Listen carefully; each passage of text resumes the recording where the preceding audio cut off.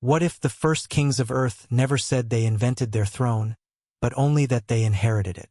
Beneath the ruins of southern Mesopotamia, where irrigation channels once carved order into chaos, clay tablets still preserve a memory older than empire. Each wedge pressed into wet earth 4,000 years ago carried the weight of inheritance.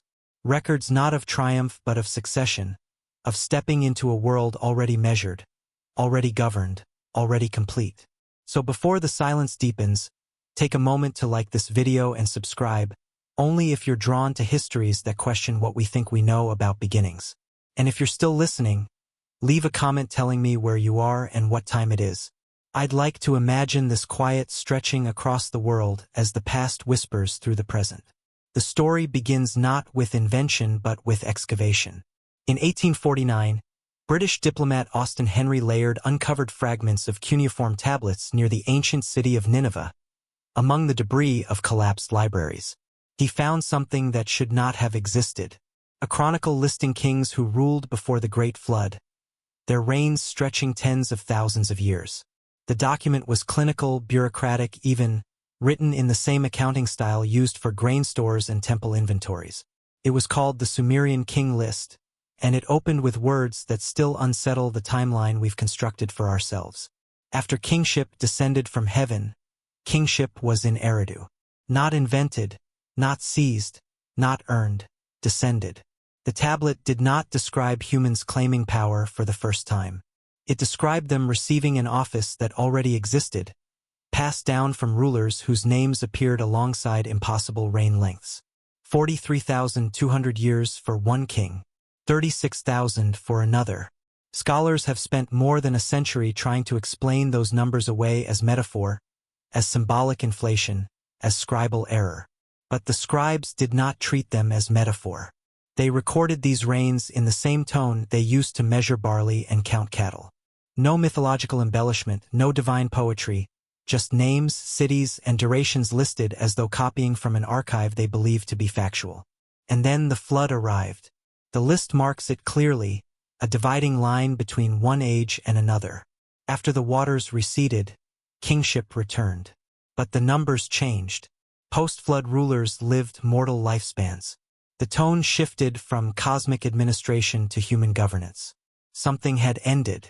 Something had been lost. When archaeologists excavated the cities mentioned in the king list, Eridu, Ur, Shuruppak, they found physical evidence of catastrophic flooding around 2900 BC. Layers of clean silt interrupting settlement debris, rebuilding efforts on top of older foundations. The flood was not mythological convenience. It was stratigraphic fact. But here is where the silence begins to hum with implication. The cities rebuilt after the flood were not primitive restarts. They carried forward advanced irrigation systems, astronomical alignments, mathematical frameworks based on base 60 counting, the same system that still governs our measurement of time. Writing appeared not as crude pictographs struggling toward language, but as a fully formed script capable of recording law, medicine, and planetary movements. In one temple archive at Nippur, excavators found administrative texts describing the rebuilding of sacred structures. Among the dedicatory inscriptions, a phrase appeared that changes everything. This is the restoration of what was before. Restoration, not foundation, not innovation. Restoration. The word implies memory. It implies models. It implies that what we call the birth of civilization might have been, to those who built it, an act of reconstruction. Hold that thought for a moment. Imagine you are a scribe in ancient Uruk, pressing reeds into soft clay beneath the shadow of a ziggurat that rises in stepped layers toward the stars. You are recording a king's decree, but your training did not come from experimentation. It came from copying older tablets, which themselves were copied from tablets older still. Your calendar divides the year according to lunar cycles calculated with precision. Your mathematics can predict eclipses. Your medical texts describe surgical procedures. And when you wonder where this knowledge began, your teachers tell you it was given, not discovered. Given by whom? The texts name them. Anu, Enlil, Enki, Ninhursag. In Sumerian records, these beings are not distant creators dwelling in abstraction. They are administrators, judges, measurers of time, assigners of cities and domains. The language describing them lacks the reverence of worship. It reads more like bureaucracy, officials governing territories, settling disputes, establishing laws. The Anunnaki, in the earliest Sumerian sources, before later myths layered divinity upon them. The Anunnaki appear as governors of a structured world. They do not perform miracles. They allocate resources. They do not inspire hymns. They issue decrees. And then, after the flood, they withdraw. Not destroyed, not overthrown, simply absent. And humanity continues alone, guided only by the memory of an order they believe was not originally theirs to create. This is not the story of gods in the way we imagine gods. This is the story of inheritance, of civilizations that never claimed to be first but only to be what survived. From Sumer to Egypt, from the Indus Valley to Mesoamerica, cultures describe the same pattern. An earlier age of non-human governance, a catastrophic division, and humanity rebuilding in the aftermath. What changes is the names. What remains constant is the memory of succession. So the question emerges quietly, like dust settling after excavation. If humans did not invent civilization, then who did the ancients believe ruled before them? The answer begins in a museum basement in Istanbul, where a clay prism no larger than a wine bottle sits behind reinforced glass. It was discovered in 1906 by German archaeologist Hermann Hilprecht, buried beneath the ruins of Nippur's temple library. The prism's 4 sides contain 18 columns of cuneiform text. A complete version of the Sumerian king list, copied around 2100 BC from sources the scribe himself described as ancient. When Hilprecht first translated the opening lines, he reportedly sat in silence for several minutes, uncertain whether he had made an error. Because the text did not describe the beginning of human rule, it described its resumption. The language is unervingly precise. Before listing mortal kings with recognizable reign lengths, 23 years, 18 years, 36 years, the scribe records something else entirely. 5 cities, 8 rulers, reign lengths that span epochs. 28,800 years. 36,000 years, 43,200 years. Then a single sentence divides the entire chronicle. Then the flood swept over. After that line, everything changes. Cities rebuild. New dynasties emerge. But the reign lengths return to human scale. The cosmic administration ends. What follows is recognizable history. Flawed kings, short reigns, dynastic struggles. But what came before carries the weight of something the scribe could not invent and would not dismiss. This is not mythology dressed as history. This is history struggling to preserve something it inherited but could not fully explain. When archaeologists began systematic excavations across southern Mesopotamia in the late 19th and early 20th centuries, they expected to find the gradual evolution of civilization. Crude villages slowly developing into towns, towns into cities, simplicity into complexity. That is how progress is supposed to work. Instead, they found Uruk. The city appeared in the archaeological record around 3500 BC as if stepping out of shadow, fully formed. 6-mile defensive walls constructed from millions of mud bricks. The White Temple rising on a platform 40 feet high, its corners aligned to cardinal directions with surveyor-level precision. Cylinder seals depicting complex religious iconography. Administrative tablets recording grain distribution, labor assignments, and tribute payments in a writing system already mature enough to handle abstract concepts. There was no apprenticeship period, no evidence of experimentation. The pottery was wheel-thrown and mass-produced. The architecture was monumental and geometrically sophisticated. The bureaucracy was literate and organized. Archaeologist Samuel Noah Kramer, who spent decades translating Sumerian tablets, called it history's first sudden civilization. The phrase itself reveals the discomfort. Civilizations are not supposed to be sudden. Yet here one stood, leaving behind more questions than the scholars who unearthed it knew how to answer. The tablets themselves add to the strangeness. They were not casual records or personal journals. They were archives, thousands upon thousands of clay documents, fired hard to resist time, carefully stored in temple libraries and administrative centers. Whoever created this writing system understood impermanence. They understood that stone erodes, wood burns, and memory fades. So they chose clay, abundant and eternal when properly baked. And they wrote as though they were preserving something that might otherwise be lost forever. One tablet from Nippur, catalogued as CBS 10673, contains a hymn to the goddess Nisaba, patroness of writing and grain. The hymn does not celebrate writing as a recent human achievement. Instead, it describes Nisaba as having opened the house of learning and revealed the me, a Sumerian concept referring to the fundamental principles governing civilization, which existed before humans practiced them. The me were not invented. They were discovered, or more accurately, remembered. Another text from the same archive lists the me in detail: kingship, priesthood, truth, descent into the underworld, ascent from the underworld, the art of metalwork, the art of leatherwork, the art of building, wisdom, fear, strife, victory, counseling, judgment, decision-making. Over 100 fundamental elements of civilized existence, each treated not as something humans develop through trial and error, but as something already complete, waiting to be accessed. The emotional tone is unmistakable. Recovery, not innovation. And then there is the astronomy. In 1881, Jesuit scholar Joseph Epping began translating a series of clay tablets from Babylon that recorded the movements of Venus over a 21-year period. The observations were attributed to the reign of King Amisaduqa around 1650 BC, but the accuracy suggested much older source material. The tablets predicted Venus's appearances and disappearances with precision that required centuries of continuous observation. Tracking patterns that repeat only every 584 days, calculating retrograde motion, noting heliacal risings. This was not primitive stargazing. This was mathematical astronomy. The Sumerians divided the sky into the zodiac we still use. They calculated the lunar month to within fractions of a second of modern measurements.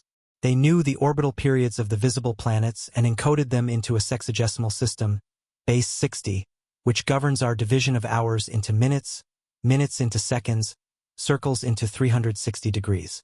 Where did that system come from?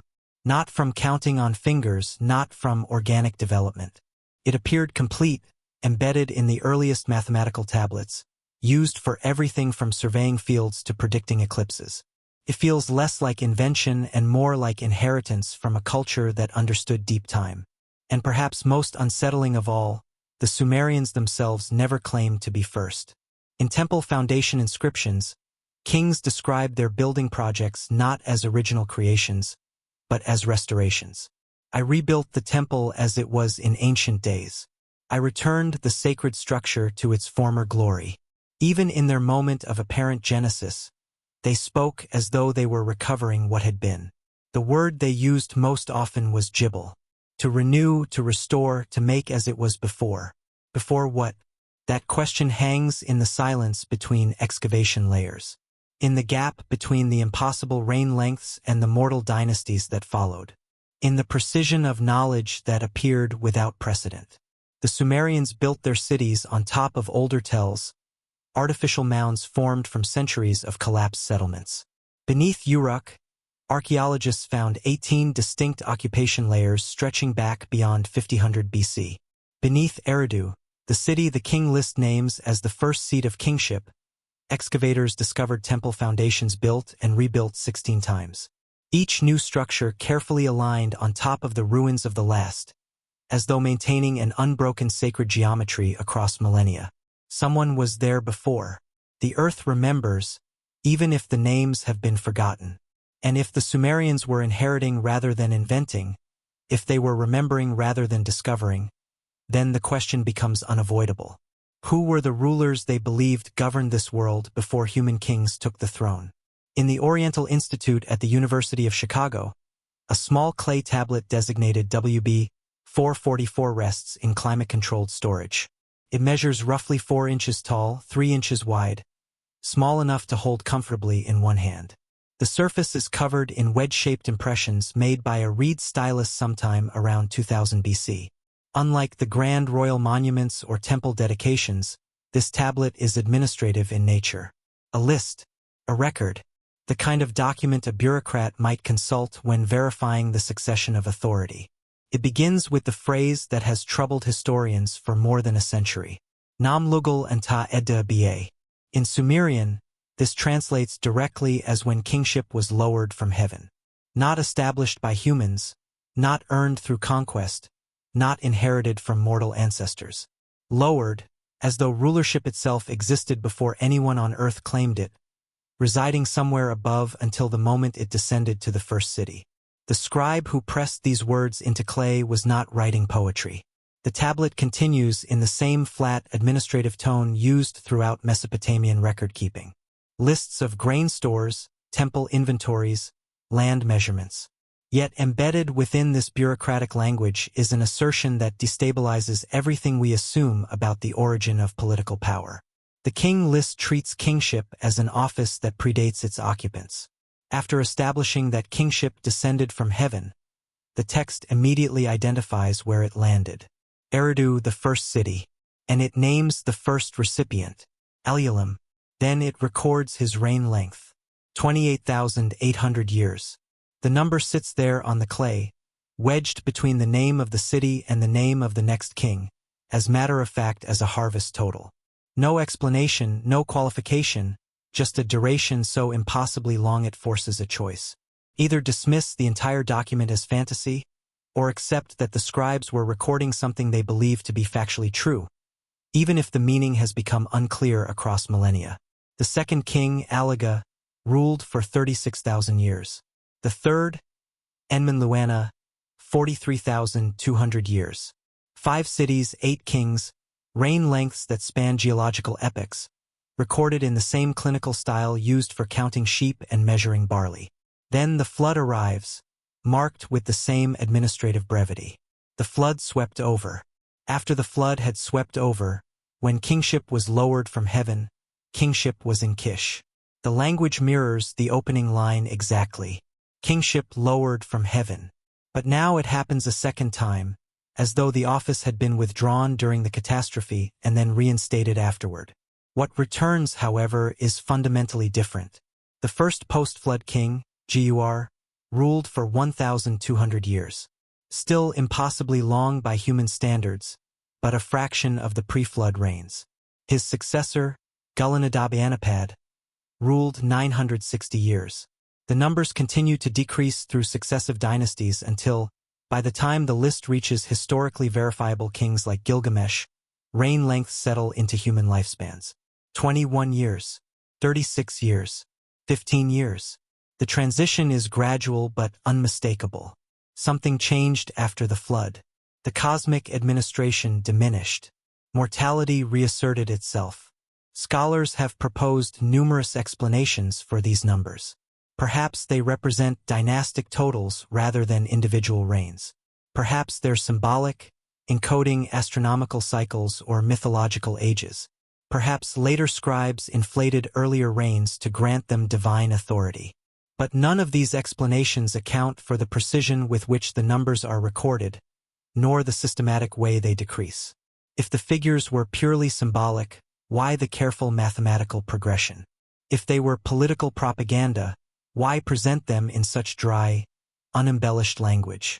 The scribe offers no commentary, no divine intervention narrative, no miraculous events justifying the impossible durations. Just names, cities, and numbers, copied from older sources the scribe himself could no longer fully contextualize but refused to alter. One detail stands out in the structure of the list itself. Before each pre-flood king, the text uses the Sumerian word lugal, king, but it also frequently pairs it with the determinative sign for divinity. After the flood, this pairing becomes inconsistent, then disappears entirely. The office remains the same, the title remains the same, but the nature of those who hold it shifts from divine to human. Kingship did not change. The kings did. This is not a creation myth. Creation myths explain origins through divine action. Gods shaping clay, breathing life, speaking worlds into existence. The Sumerian king list does none of this. It simply records succession, as though documenting the transfer of an administrative office from one regime to another.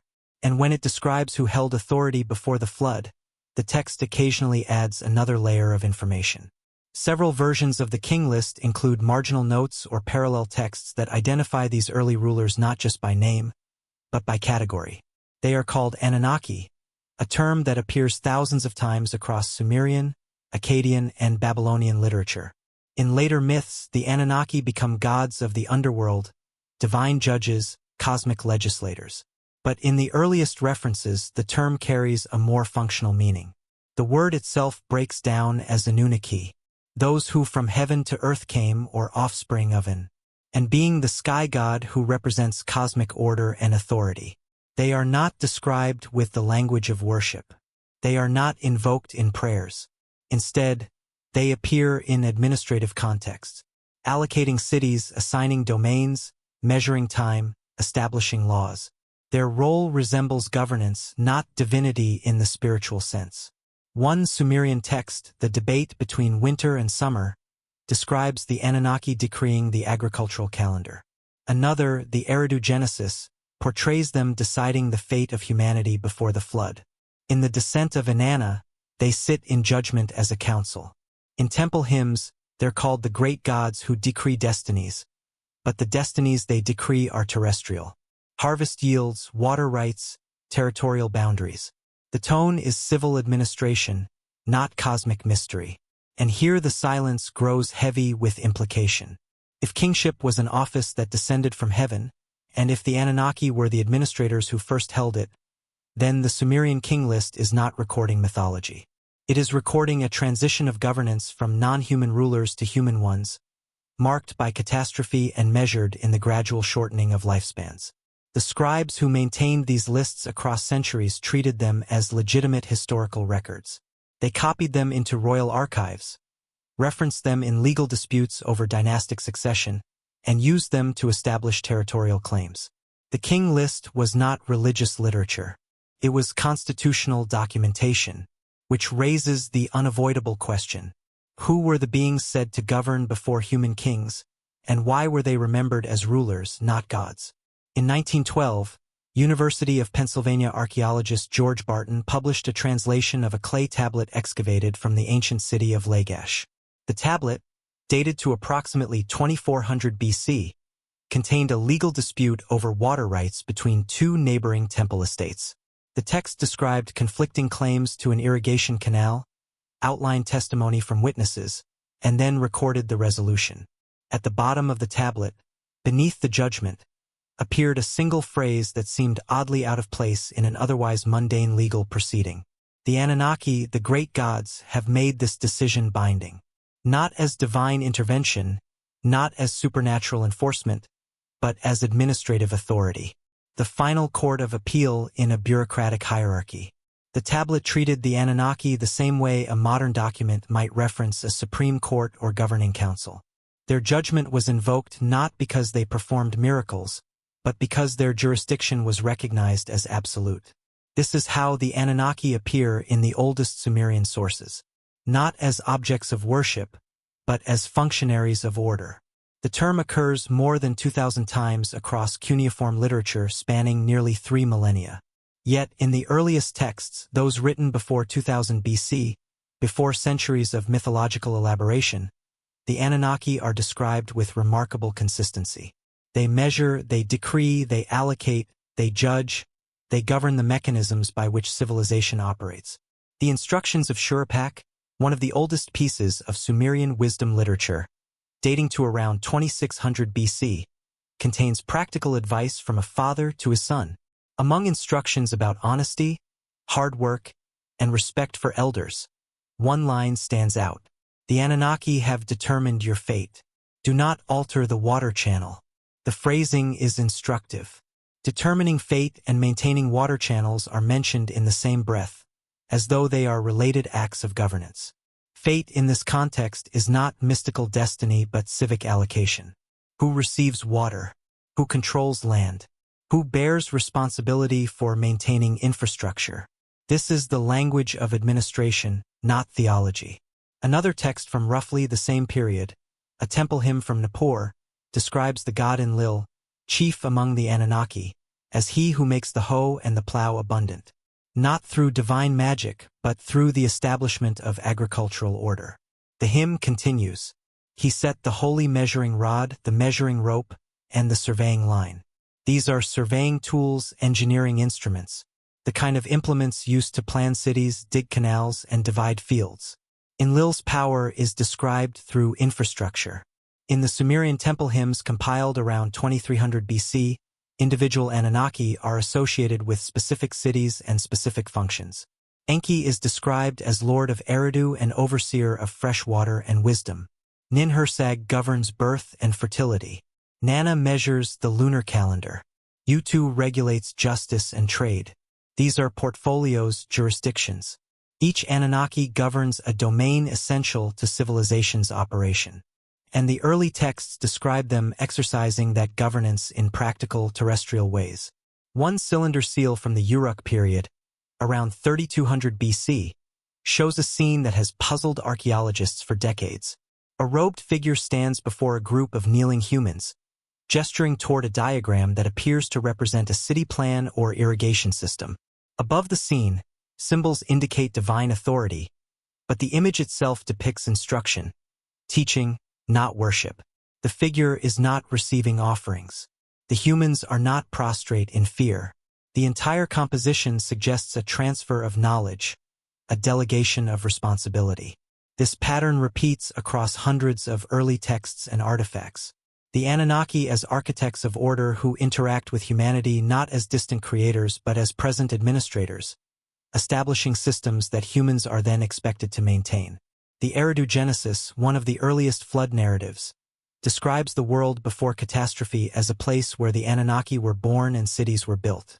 It lists 5 cities: Eridu, Bad Tibera, Larak, Sippar, and Shuruppak, and assigns each to the care of a specific Anunnaki. The text uses the word Garza, which translates as divine power but functionally means something closer to administrative responsibility or office. Each city was a jurisdiction. Each Anunnaki was an administrator. What distinguishes these early references from later mythology is the absence of supernatural embellishment. The Anunnaki do not hurl thunderbolts. They do not transform themselves into animals. They do not battle cosmic monsters. Instead, they allocate resources, settle disputes, regulate time, and maintain boundaries between order and chaos. In Sumerian cosmology, chaos is represented by Abzu, the subterranean waters, and Tiamat, the salt sea. Both are forces that must be controlled, channeled, and measured to sustain civilization. Enki's primary function is governance over the Abzu, ensuring fresh water flows through canals rather than flooding settlements. This is hydraulic engineering framed in cosmic terms. The boundary between mythology and memory becomes difficult to locate. Consider the debate between sheep and grain, a Sumerian text that personifies agricultural resources as deities. The narrative describes a time before sheep and grain existed, when humans knew not the eating of bread and walked on all fours eating grass. Then the Anunnaki create sheep and grain, teaching humans to weave, bake, and farm. Stripped of personification, the text describes the introduction of domesticated agriculture, the transition from hunter-gatherer existence to settled farming. The Anunnaki are credited not with creating life itself, but with organizing it into productive systems.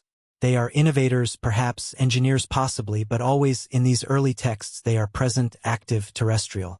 Then something changes.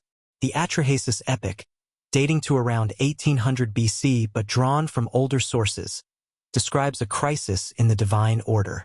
Humanity has multiplied beyond control. The noise of civilization disturbs the Anunnaki.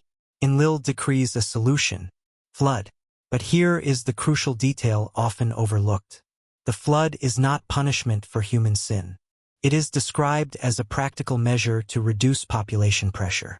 The language is administrative, even coldly, pragmatic, and after the waters recede, the Anunnaki do not return to direct governance.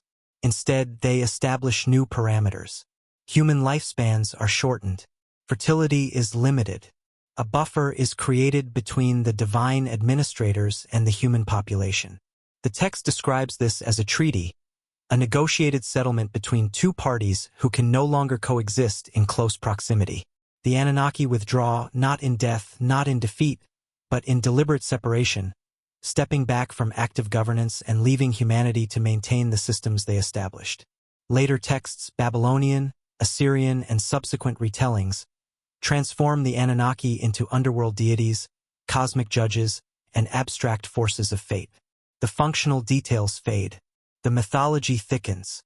By the time these stories reach Greek and Roman interpreters, the Anunnaki are unrecognizable, reduced to planetary gods and astrological symbols. But the earliest sources remember them differently. As governors who measured time, allocated land, regulated water, established law, and taught agriculture. As administrators of an ordered world who, for reasons the texts struggle to articulate, could no longer remain present. The Sumerian king list marks the transition clearly. After the flood, kingship descends from heaven a second time, but now it belongs to humans. The reigns return to mortal scale. The cosmic administration ends. What the texts preserve is not the moment the Anunnaki arrived, but the moment they departed, leaving behind cities, laws, calendars, and a haunting sense that the world was once governed more carefully than it is now. If the Anunnaki once ruled openly, what event marked the end of their governance? In 1929, British archaeologist Leonard Woolley was excavating the Royal Cemetery at Ur when his workers struck something unexpected beneath the tombs. A layer of clean water-laid silt, 11 feet thick, sterile and uniform, containing no pottery shards, no ash, no evidence of human habitation. Beneath this barren stratum lay the ruins of an earlier settlement. Crushed mud-brick walls, collapsed roofs, fragments of painted pottery from a style that had vanished from the archaeological record. Above the silt, civilization resumed. Below it, an older world ended. Woolley telegraphed the British Museum with a message that made international headlines. "We have found the flood." The claim was dramatic, perhaps too dramatic, but the physical evidence was undeniable. At some point around 2900 BC, a catastrophic inundation had buried the ancient city beneath sediment deposited by massive water flow. The layer was too thick to result from seasonal flooding, too uniform to be localized. And critically, it marked a clear discontinuity in material culture. What came after was different from what came before. Woolley's discovery was not isolated. At Kish, excavations revealed a similar flood layer, 18 inches thick, dated to approximately the same period. At Shuruppak, the city where, according to the Eridu Genesis, the flood hero Ziusudra ruled as king, archaeologists found evidence of violent inundation interrupting occupation around 2900 BC. At Uruk, stratigraphic analysis showed a gap in settlement continuity coinciding with widespread flooding across the Mesopotamian plain. The geological record confirmed what the clay tablets had been saying for 4,000 years. The flood was not metaphor. It was stratigraphy. But here is where the ancient texts diverge sharply from later interpretations. The Sumerian flood narratives, the Eridu Genesis and the fragmentary deluge tablet found at Nippur, describe the event not as divine punishment for human wickedness, but as something closer to environmental catastrophe. The gods do not rage against human sin. They debate administrative policy. In the Atrahasis epic, Enlil proposes the flood because humanity's noise has become unbearable. Not morally offensive, but literally disruptive to cosmic order. The solution is presented as practical, even bureaucratic. Reduce the population, restore balance, reset the system. There is no moral arc, no redemption narrative. Just the cold logic of governance facing an unsustainable situation. The hero who survives, called Ziusudra in Sumerian, Atrahasis in Akkadian, Utnapishtim in later Babylonian versions, is warned by the god Enki, who appears to operate outside Enlil's authority. Enki instructs the hero to build a boat, seal it with bitumen, and load it with representatives of living things. The instructions are precise, technical, the kind of detail someone would need to actually construct a waterproof vessel. When the flood arrives, the text describes it not with thunder and divine wrath, but with silence. For 7 days and 7 nights, the storm swept over the land. The great gods looked on in dismay. Dismay, not satisfaction, not righteous judgment. The Anunnaki are described watching the destruction they decreed, but the tone suggests something closer to regret than vindication. One passage in the Atrahasis epic depicts the goddess Ninhursag weeping as she witnesses the obliteration of cities she helped establish. This is not the flood of later biblical tradition, where divine justice cleanses a corrupt world. This is abandonment, withdrawal, the ending of an age not through moral necessity but through calculated decision. And when the waters recede, something fundamental has shifted.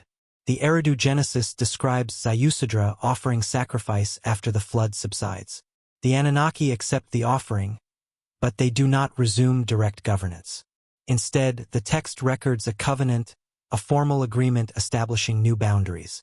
Humanity will be allowed to continue, but under different conditions. Lifespans will be shortened. Divine human proximity will be reduced. The world will be managed at a distance. The Sumerian king list captures this transition with mathematical precision. Before the flood, 8 kings, impossibly long reigns, direct divine administration.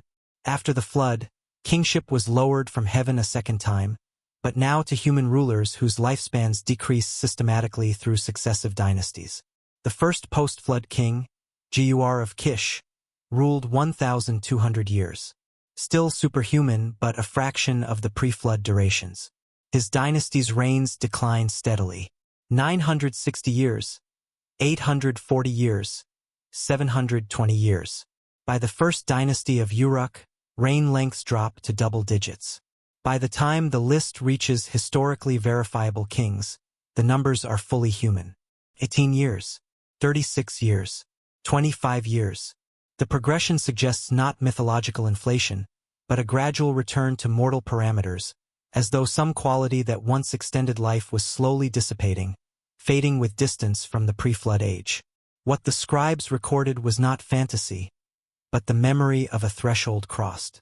Before the flood, the world operated under one set of conditions.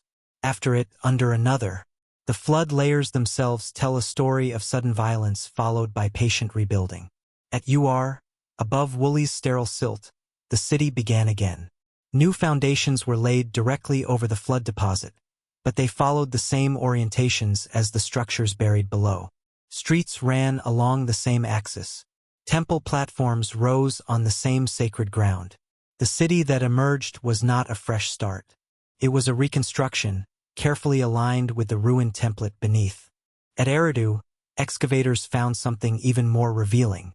Beneath the earliest visible temple, designated Temple I by archaeologists, lay 15 older temples built one on top of another, each destroyed and rebuilt in succession. The lowest levels, dated to before 5000 BC, showed the same architectural plan as the uppermost. A central shrine, an offering table, an altar positioned to face the same direction.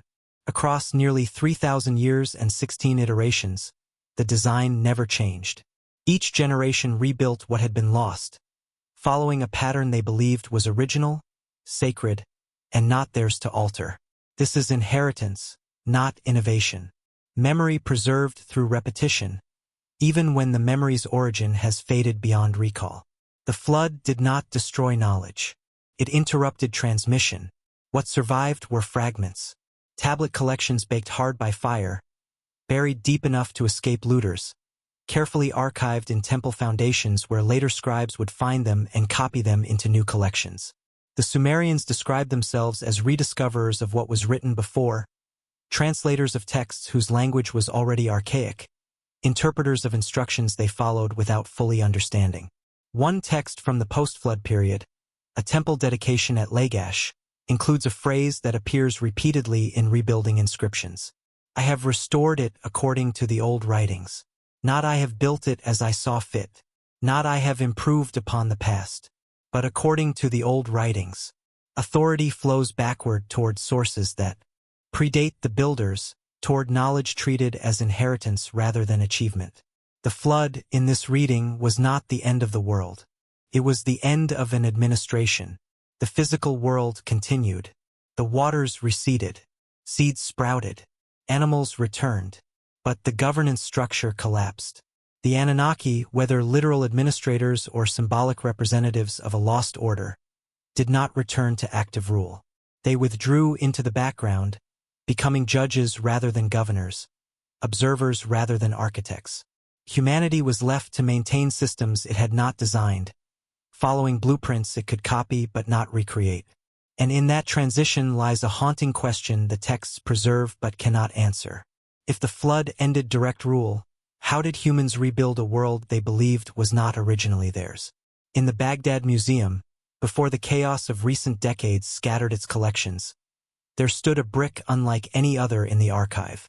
It was recovered from the foundation of the Anunnaki ziggurat in Babylon, the structure Greek historians called the Tower of Babel. The brick bore a cuneiform inscription from King Nebuchadnezzar II, dated to around 600 BC, and the text was unexpectedly precise. I have rebuilt the Anunnaki to its ancient height. I raised its top to heaven as it was in former times. Not I have built, not I have created something magnificent, but as it was in former times. Nebuchadnezzar, ruling one of the most powerful empires in human history, described his greatest architectural achievement as an act of restoration. And beneath that brick, archaeologists found evidence he was telling the truth. Layers of older foundations extending down through millennia, each iteration built on top of the ruins of the last. Each following the same seven-tier design, the same orientation, the same sacred proportions. The ziggurat was not Nebuchadnezzar's invention. It was his inheritance. And he spent enormous resources ensuring it matched a template he believed was ancient even in his own time. This pattern repeats across every major Mesopotamian city. Building as remembrance, architecture as archaeology. The oldest foundation inscription ever discovered comes from Ur-Nammu, king of Ur, around 2100 BC, carved into a limestone slab buried beneath the great ziggurat of Ur. The text describes his construction project. After the waters of the flood had swept over, when kingship was lowered from heaven, I rebuilt the temple of Nana as it existed from distant days. The phrasing is careful. Ur-Nammu does not claim to have designed the ziggurat. He claims to have replicated something that existed from distant days, from a time before the flood, before his dynasty, before any king whose name he could verify. Excavations beneath the ziggurat confirmed his account. Deep below Ur-Nammu's platform, archaeologists found older mud brick platforms, each carefully dismantled and incorporated into the later structure. The builders did not simply pile new construction on top of old ruins. They excavated, measured, and preserved the ancient alignments before building upward. This was not renovation. It was replication. And the precision was extraordinary. The great ziggurat's corners aligned to the cardinal directions with less than 1 degree of error. A feat requiring sophisticated astronomical observation and surveying techniques. Its base measurements follow ratios that appear repeatedly in Mesopotamian architecture. The same proportions used at Eridu, at Nippur, at Uruk. Not because each city copied its neighbors, but because all of them were copying something older. At Eridu, the pattern becomes even more striking. When Iraqi archaeologists excavated the city in the 1940s, they expected to find the usual sequence. Modest beginnings gradually developing into monumental architecture. Instead, they discovered something that defied developmental logic. Temple 16, the deepest, oldest structure at the site, was small but architecturally sophisticated. A rectangular shrine with niches for offerings, an altar platform, a central hearth for sacred fire. Radiocarbon dating placed it around 5400 BC, making it older than the first dynasties, older than writing, older than any known kingship. Above it, Temple 15, built on exactly the same plan, slightly larger. Above that, Temple 14, again the same design, proportionally expanded. This continued through 18 distinct construction phases spanning more than 3,000 years. Each temple was ritually buried beneath clean sand before the next was built. Each maintained the same orientation, the same internal layout, the same positioning of the altar. The only thing that changed was scale. The temples grew larger over time, but the sacred geometry remained constant. By the time construction reached Temple I, the visible structure in the historical period, the building had become a massive platform temple. but beneath it lay 17 older versions, each a perfect echo of the first. Someone at the very beginning established a pattern, and every subsequent generation maintained it with absolute fidelity. Even as languages changed, dynasties rose and fell, and the original architects faded into prehistory. The ziggurat form itself embodies this principle. These stepped pyramids rising in diminishing tiers toward the sky were not practical structures. They contained no storage rooms, no defensive positions, no residential quarters. The massive labor investment, millions of mud bricks, decades of construction, entire city populations mobilized, produced buildings whose only function was symbolic. They were called Anunnaki in Sumerian, house of the foundation of heaven and earth. The name reveals their purpose. They were not monuments to kings or tributes to gods. They were architectural links between terrestrial and cosmic order. Physical representations of a cosmological model that treated heaven and earth as mirrored domains requiring connection. The Enuma Elish, the Babylonian creation epic, describes this explicitly. After establishing cosmic order, the gods command, "Let us build a shrine, a place for his abode. When we arrive, we shall find rest therein." The ziggurat was the earthly counterpart to a heavenly template. And if that template existed first in the divine realm, then every ziggurat built on earth was, by definition, a copy. Maintenance, not creation. The astronomical alignments reinforce this conclusion. At Ur, the ziggurat's corners mark the cardinal points with precision that requires deliberate calculation. At Uruk, the White Temple sits on top of a platform oriented 15 degrees off cardinal north, an angle that precisely matches the tilt of the ancient city's street grid, suggesting the entire urban plan followed a predetermined astronomical framework.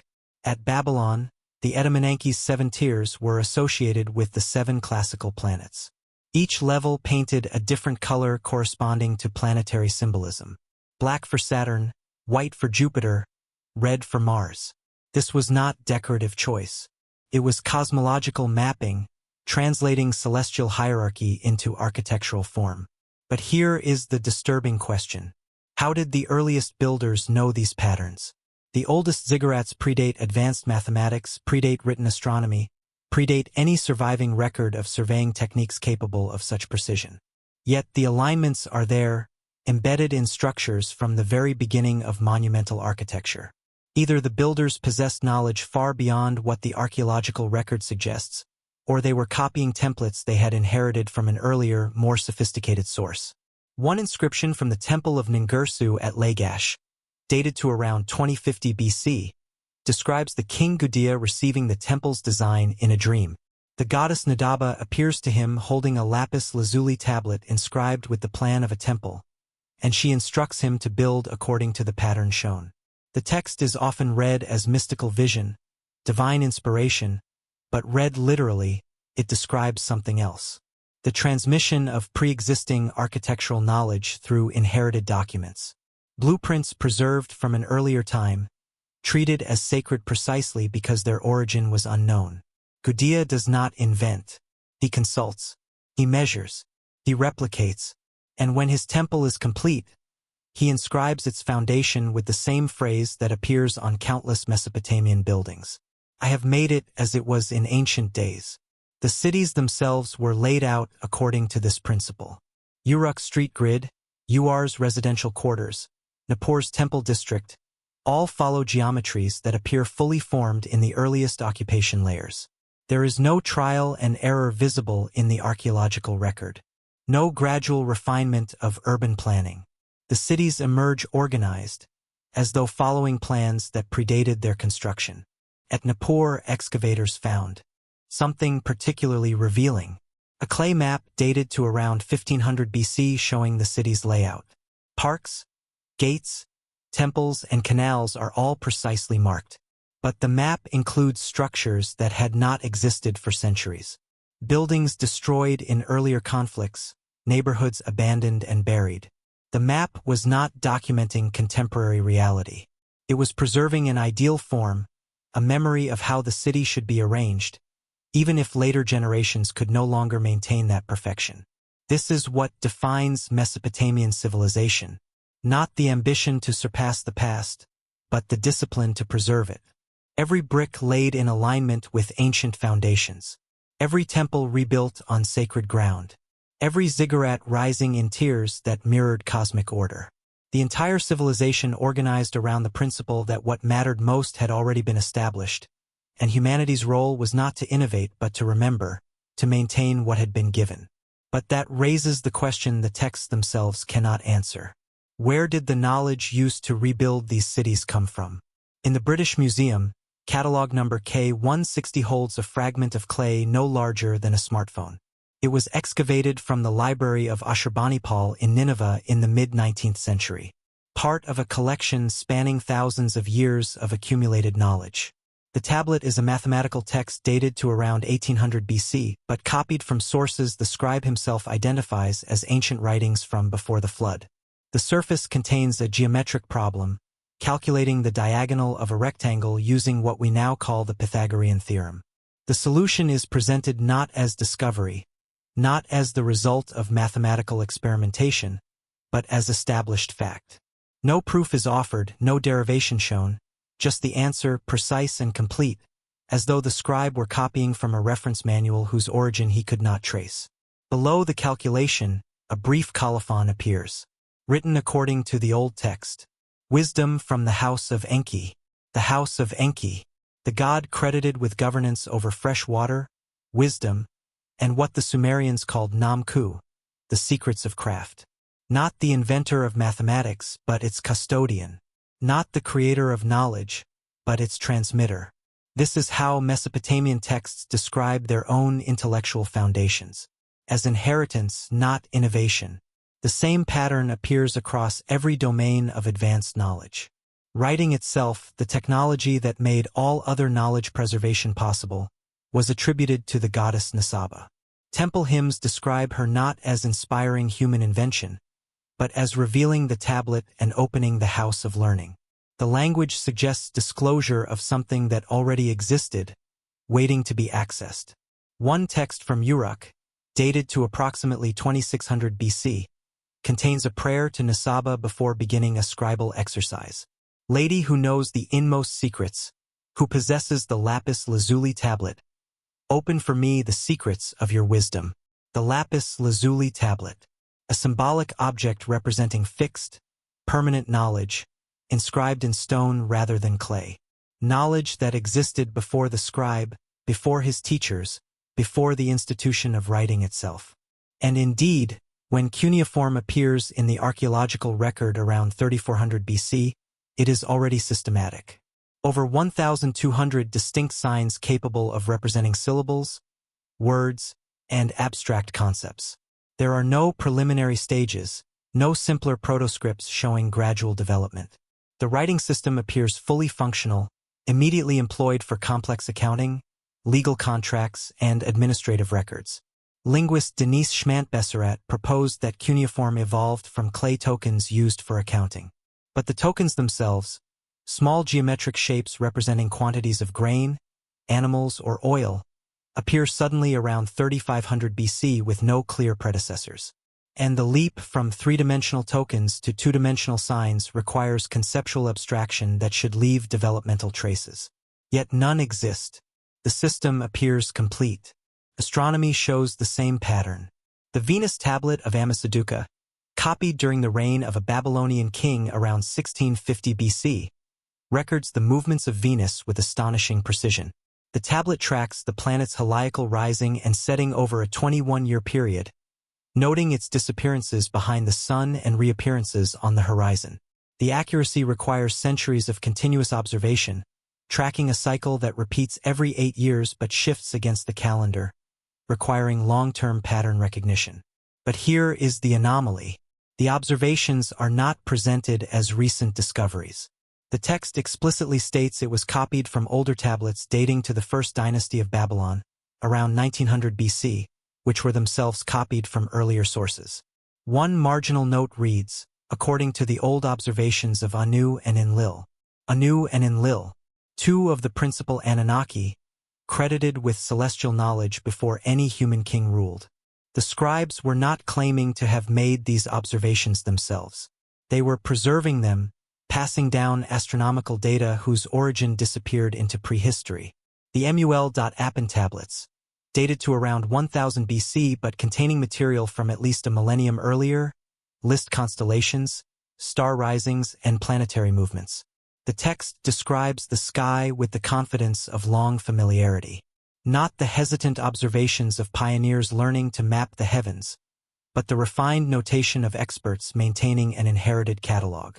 And the mathematics embedded in these astronomical texts is equally sophisticated.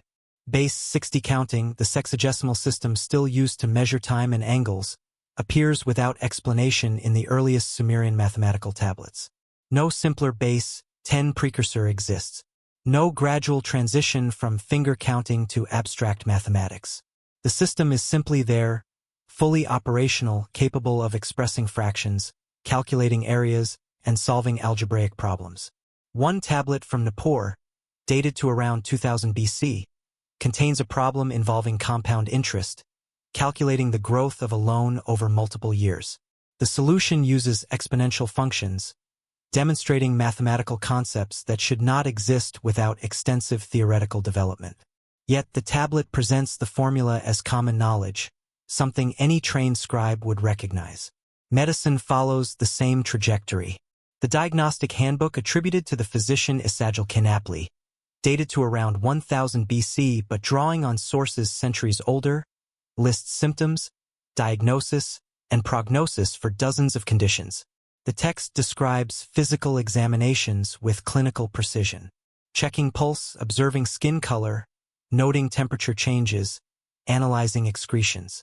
This is empirical medicine, but it appears already systematized, organized into diagnostic categories that suggest long refinement. And the text attributes its knowledge not to recent physicians but to Ninurta and Gula, deities associated with healing who revealed the physician's art to humanity. Legal codes demonstrate the pattern most clearly. The Code of Uarnamu, dating to around 2100 BC, is often called the world's oldest law code, but the prologue undermines that claim. Uarnamu describes himself not as the author of law but as its restorer. After the kingship descended from heaven, after En and Enlil had given the city to Nana, I established justice in the land according to the true word of Utu. Utu, the sun god associated with justice and truth. The laws are described as eternal principles that exist independently of human authority, which kings merely enforce. Uarnamu's innovation was not creating laws but reinstating them after a period of chaos. The laws themselves are sophisticated, graduated punishments based on severity of offense, distinctions between intentional and accidental harm, protections for widows and orphans, regulations governing contracts and property.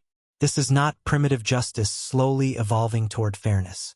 This is a mature legal system being restored after interruption. Even agriculture, the foundational technology of civilization, is described as gift rather than achievement. The Sumerian Farmer's Almanac, dating to around 1700 BC, provides detailed instructions for plowing, irrigation, harvesting, and threshing. But the opening lines credit the knowledge to Ninurta, who gave the plow to humanity and taught the planting of seed. The text does not describe trial and error, gradual learning, or experimental improvement. It presents agriculture as received wisdom, practiced correctly by following instructions that predate the farmers themselves. What emerges across all these domains is a consistent epistemological stance. Knowledge existed before humans possessed it, and civilization's task is preservation, not discovery. Modern narratives describe progress as cumulative, each generation building on the last, errors corrected through experience, understanding deepening over time. But Mesopotamian texts describe something closer to recovery. Fragments of older knowledge preserved through catastrophe, copied and recopied to prevent further loss, maintained even when the original context has been forgotten. The scribes understood this themselves. Colophons, marginal notes describing a tablet's provenance, frequently include phrases like copied from the old text, let no one alter it, written according to ancient knowledge, may it not be lost. These are not the words of innovators confident in their discoveries. These are the words of archivists terrified of forgetting.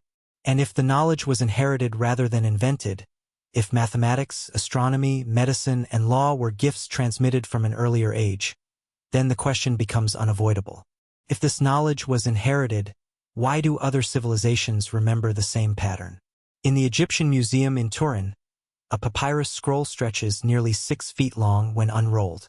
It was discovered in the early 19th century among royal archives at Thebes and catalogued as the Turin King List, dated to the reign of Ramesses II around 1250 BC. The papyrus lists every pharaoh of Egypt in chronological order, beginning with the first dynasty around 3100 BC and working backward through time. But the list does not stop at human rulers. Before the first mortal pharaoh, the scribe records an earlier sequence. The reign of the gods. Ta ruled for 9,000 years. Ra for 1,000 years. Shu, Geb, Osiris, Set, and Horus. Each governed for centuries. Then came the Shemsuhor, the followers of Horus, semi-divine kings who bridged the age of gods and the age of men. Only after this extended divine chronology does the list transition to Narmer, the first historically recognized pharaoh, and the beginning of what Egyptologists accept as documented history. The papyrus treats both sections identically. Same format, same formulaic language, same accounting precision. The scribe made no distinction between mythological rulers and historical ones. Both were recorded as factual succession. Both were considered legitimate links in an unbroken chain of governance. This was not symbolic genealogy. It was constitutional documentation, and Egypt was not alone in preserving such records. Across the ancient world, separated by oceans and millennia, civilizations independently described the same pattern. An earlier age governed by non-human beings, a catastrophic transition, and humanity inheriting a diminished world. The consistency is unsettling. In the Puranas, Hindu texts compiled between 300 and 1000 AD but drawing on oral traditions far older, cosmic time is divided into yugas, vast epochs of declining order and increasing chaos. The Satya Yuga, the first age, lasted 1,728,000 years and was characterized by perfect dharma, divine presence, and direct governance by the gods. Humans existed, but they did not rule. They lived under the administration of the Devas, celestial beings who maintained cosmic law, regulated time, and taught the sacred sciences. The text described this age not as paradise but as ordered governance. A world where authority descended from higher realms and humans were recipients of knowledge, not its originators. Then the ages declined. The Treta Yuga saw divine presence diminish. The Dvapara Yuga brought further withdrawal. By the current age, the Kali Yuga, the gods have retreated entirely, and humanity governs itself in moral and spiritual decay, guided only by fragmented memories of what was once clearly known. The structure mirrors the Sumerian king list precisely. Divine rule, catastrophic transition, human governance operating in the shadow of a greater past. In Mesoamerica, the pattern repeats with different names but identical logic. The Popol Vuh, the creation narrative of the Kitch Maya, describes multiple failed attempts at creation before the current human age. Each previous world was governed by beings who were not quite human. Wooden people, mud people, incomplete forms that lacked the qualities necessary for true civilization. Then came the gods themselves. Kukulkan, the feathered serpent, who taught astronomy, agriculture, and calendar keeping. Quetzalcoatl among the Aztecs. Viracocha among the Inca. Each described as a teacher god who arrived from across the water or descended from the sky, established order, instructed humanity in the arts of civilization, and then departed with a promise to return. The Annals of Cuautitlan, an Aztec manuscript from the 16th century preserving pre-Columbian traditions, describes 5 previous world ages, each ending in catastrophe. The current age, the 5th sun, is the age of humanity, but it is explicitly described as temporary, destined to end as the previous ages did.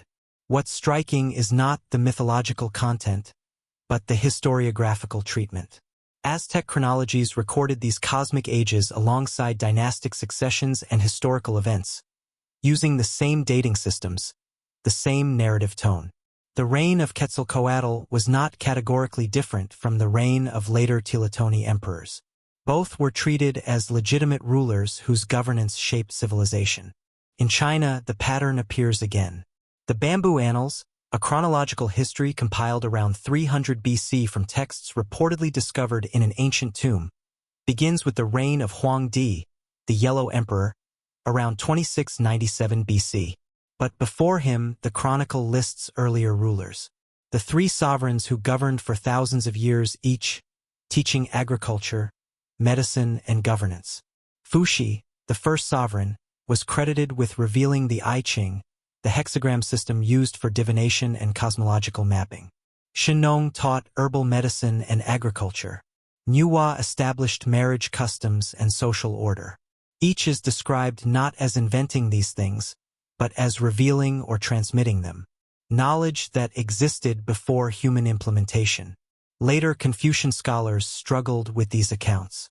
Were the three sovereigns literal beings or symbolic representations of cultural developments?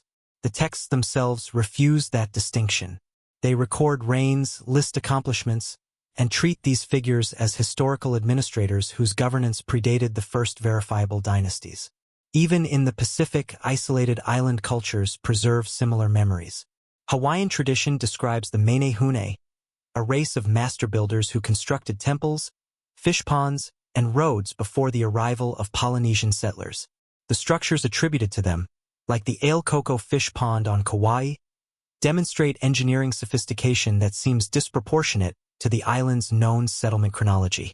Maori oral histories speak of the Pachapiri, pale-skinned beings who possessed advanced knowledge and lived in New Zealand before the Polynesian migration. They withdrew into the forests and mountains as human settlement expanded, leaving behind only scattered remnants of their presence. These are not global myths clearly derived from a common source.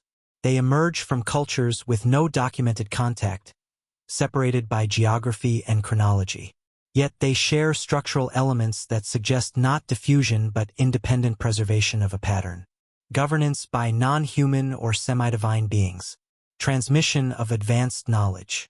Catastrophic transition. Withdrawal of the earlier rulers. Humanity inheriting systems it did not create. The question is not whether these cultures borrowed from each other. The evidence for that is absent. The question is why they would independently develop the same narrative framework. One possibility: universal psychological archetypes. Humanity's natural tendency to project authority onto imagined divine ancestors. But this explanation falters when confronted with specificity. The Egyptian Shemsuhor are not vague mythological figures. They are listed with reign lengths, associated with specific nomes, provinces, and credited with establishing legal and religious institutions that persisted into historical periods. The Mahabharata describes the weapons and flying machines of the gods with technical detail that reads less like fantasy and more like corrupted memory of technologies the authors could no longer replicate. The Sumerian tablets listing the Anunnaki's administrative assignments, who governed which city, who controlled which domain, are not archetypal stories. They are bureaucratic records, the kind of text civilizations produce when documenting actual governance structures. If these were purely symbolic, why were they treated with the same archival rigor as verifiable historical records? The ancient scribes, priests, and historians who preserved these accounts did not categorize them as mythology. They integrated them into chronologies, referenced them in legal arguments, used them to establish territorial claims and dynastic legitimacy. They treated pre-human rule not as metaphor but as historical fact requiring documentation. And perhaps most tellingly, they described the end of that rule with profound loss, not liberation. The Egyptian texts lament the departure of the gods. The Hindu Puranas describe the declining yugas with nostalgia for divine governance. The Mesoamerican accounts anticipate Quetzalcoatl's return because his absence is experienced as abandonment. Even the biblical narrative, which reframes earlier traditions through monotheistic theology, preserves the memory of a time when heaven and earth were closer, when divine beings walked among humans, and when that proximity ended through catastrophe. These are not stories of humanity triumphantly seizing its destiny. They are stories of inheritance, remembrance, and the weight of maintaining what was given.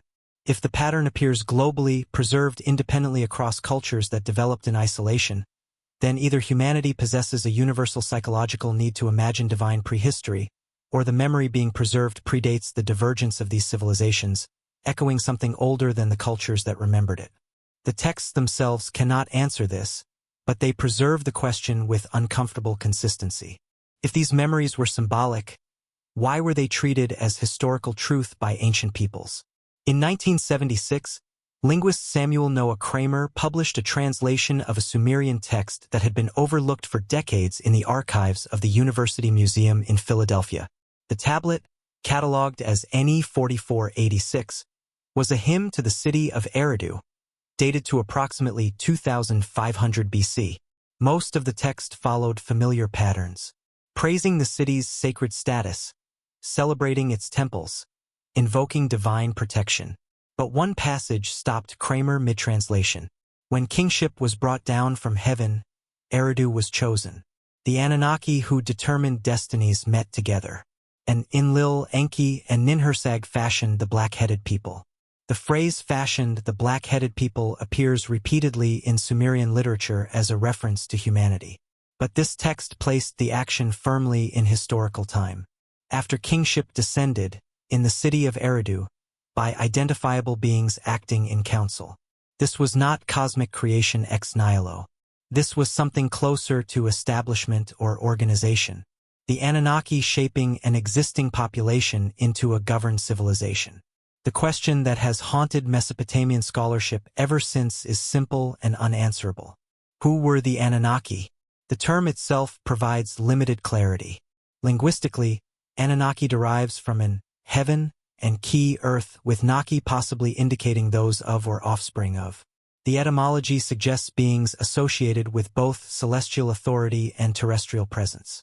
Not purely divine, not purely human, but occupying some intermediary category.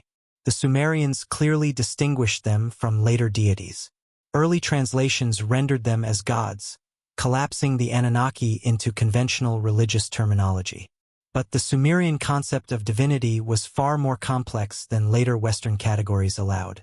The word dinger, often translated as God, could refer to celestial bodies, natural forces, deified ancestors, or powerful living individuals.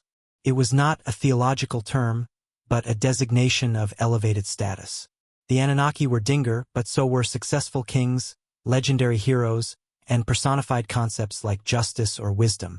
This ambiguity becomes crucial when examining how ancient peoples themselves understood these figures.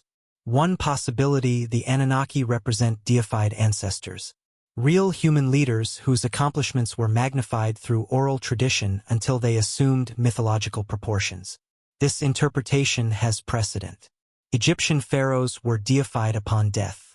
Chinese emperors claimed divine mandate. Roman emperors were posthumously declared gods. If early Mesopotamian rulers established particularly successful dynasties, later generations might have elevated them into the pantheon, attributing civilization's foundations to their wisdom. The impossibly long reign lengths in the king list could represent dynastic totals or cultural memory compressed into individual figures. Alulaim ruled 28,800 years might mean the Alulaim dynasty governed for an epoch we can no longer precisely measure. The pre-flood kings become symbolic representatives of an entire era rather than literal individuals. This explanation is tidy, but it struggles against specific textual details. The Anunnaki are never described dying. They do not have tombs. No royal cemetery claims to house their remains. Unlike Egyptian pharaohs or Chinese emperors, whose mortal deaths are carefully documented even as their divine status is proclaimed, the Anunnaki simply withdraw, transitioning from active governance to distant judgment without the biological interruption of death. And their knowledge, astronomy, mathematics, law, architecture, appears too systematically developed to result from the random brilliance of individual rulers remembered through myth. A second possibility: the Anunnaki represent a lost elite culture. A sophisticated civilization that either preceded the Sumerians or coexisted with them before being destroyed by catastrophe. This interpretation accounts for the sudden appearance of advanced knowledge without developmental stages. Perhaps the flood did not end human civilization entirely, but rather destroyed a specific culture whose survivors transmitted fragments of their knowledge to the populations that rebuilt afterward. The Anunnaki would then be cultural memory of this lost elite, remembered not as gods, but as the inheritors of an older, more sophisticated tradition that the post-flood populations could replicate but not fully equal. Archaeological evidence offers ambiguous support. The pre-flood occupation layers at Eridu, Uruk, and other sites show architectural sophistication that seems disproportionate to the limited population estimates. The precision of astronomical observations suggests centuries of continuous measurement. The mathematical knowledge embedded in early tablets implies institutional education systems we cannot trace. But no distinctive material culture identifies these supposed elites. No separate burial practices, no unique pottery styles, no obvious discontinuity in the archaeological record beyond the flood layers themselves. A third possibility, the Anunnaki are mythic memory of governance itself. Symbolic personifications of the abstract principles required to maintain civilization. In this reading, Enki represents hydraulic engineering and water management. Enlil embodies atmospheric order and agricultural cycles. Ninhursag personifies birth and biological continuity. Each Anunnaki becomes a conceptual category rather than an individual being. Humanity's way of organizing and remembering the complex systems that make civilization possible. This interpretation has psychological appeal. Humans naturally personify abstract forces. We speak of justice as blind, fortune as fickle, death as a reaper. Perhaps the Anunnaki were similar cognitive tools, ways of conceptualizing and transmitting technical knowledge before the development of systematic science. Yet this explanation cannot account for the bureaucratic specificity of the texts. When tablets list which Anunnaki governed which city, record their administrative decisions, and describe their councils as resolving practical disputes, the language resists purely symbolic interpretation. Symbols do not meet to decide water rights. Metaphors do not establish legal precedent.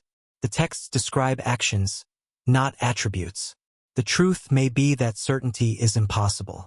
The Sumerians themselves, writing 4,000 years ago, were already recording texts they described as copies of older sources. By the time we can read their accounts, the Anunnaki had already transitioned from active presence to distant memory.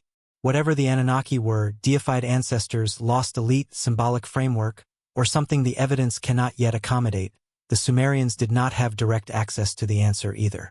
What they had was inheritance. Tablets copied from tablets. Temples rebuilt on ancient foundations. Laws enforced because they were considered eternal. A civilization organized around the principle that its greatest achievements belong to the past. And perhaps that is what matters most. Not the identity of the Anunnaki, but the fact that believing in them shaped everything that followed. If you believe your laws were given by beings wiser than yourself, you do not casually alter them. If you believe your cities were designed according to cosmic models, you maintain those designs with sacred precision. If you believe your knowledge was inherited from an earlier age, you focus on preservation rather than innovation. The Anunnaki, whether literal or symbolic, functioned as constitutional authority, a source of legitimacy that transcended any individual king or dynasty. They were the answer to the question, why should we govern this way? Because this is how it was done before. Because this is what was given to us. Because we are heirs, not founders. This belief system persisted for millennia. When Nebuchadnezzar rebuilt Babylon in the 6th century BC, he still described himself as restoring what the Anunnaki had established. When Assyrian kings conquered territories, they justified their rule by claiming to restore the divine order the Anunnaki had originally decreed. The memory outlasted empires. And that persistence suggests the question is not were the Anunnaki real, but rather what happens to a civilization that organizes itself around inherited authority. It becomes conservative in the deepest sense, dedicated to conservation, to maintaining what was given, to preventing further loss. Innovation happens not through bold departure from tradition, but through careful interpretation of ancient texts, trying to understand what the ancestors knew. Progress becomes recovery.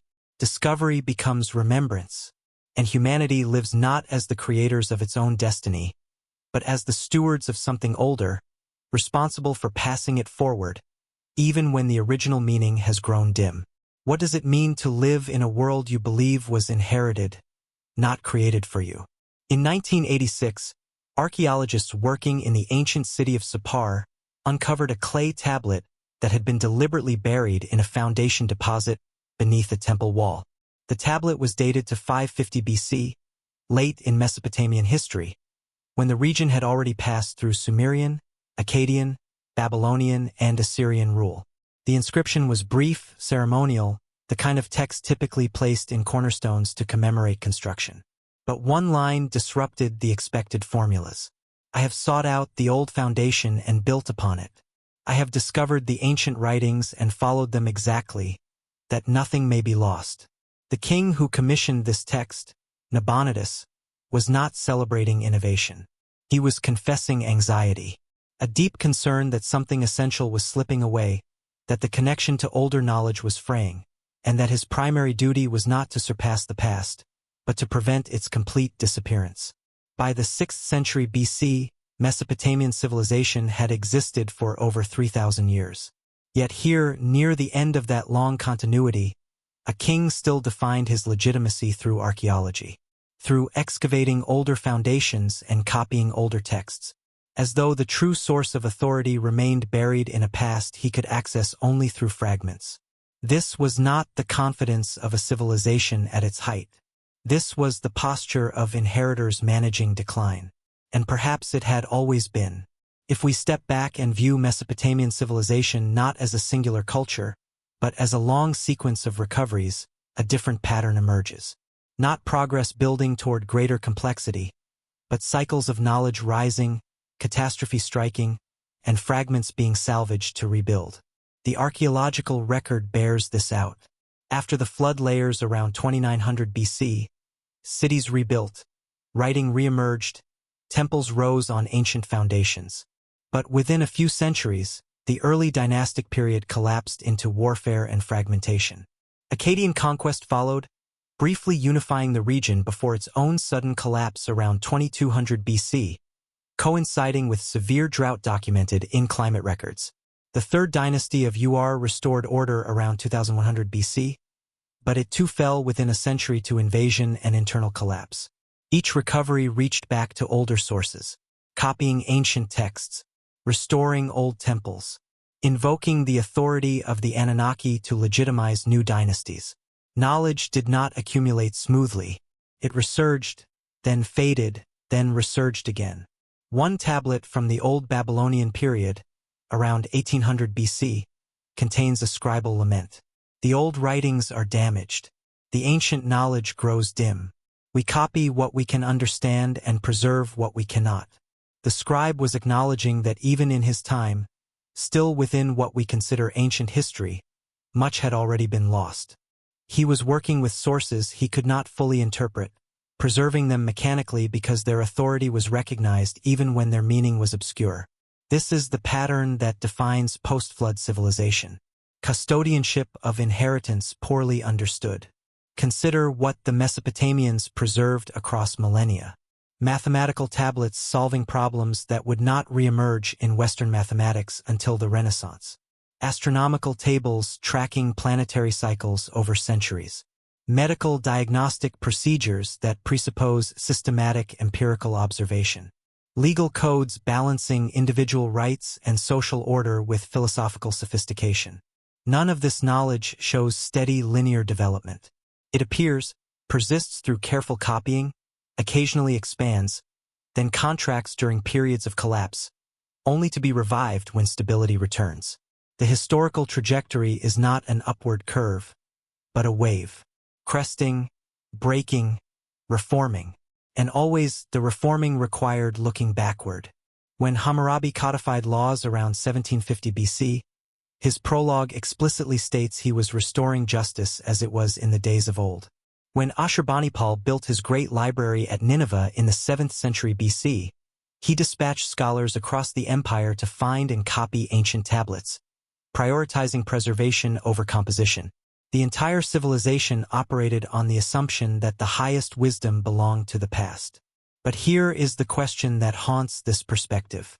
If knowledge could be lost so completely that later generations preserved texts they could not fully understand, what had already been lost before the first tablet was written.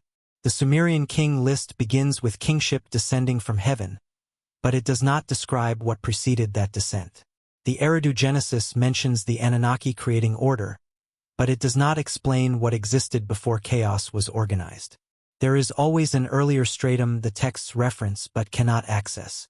Temple foundation deposits contain tablets describing buildings as restorations of structures from before the flood, but no architectural plans survive from that era. Medical texts cite procedures according to ancient practice, but the experiments and observations that developed those practices are absent from the record.